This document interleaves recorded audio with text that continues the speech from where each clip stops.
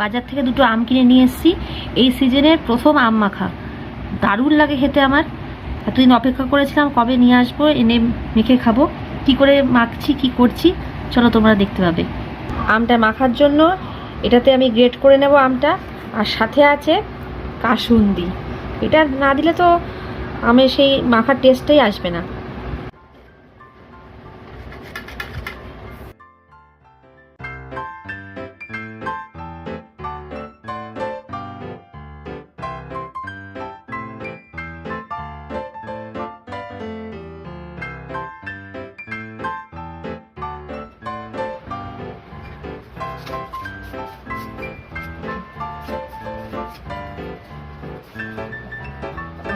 গন্ধরাজ লেবুর পাতা, এটা দিয়ে মাখাটা একদম পুরোপুরি পারফেক্ট হবে।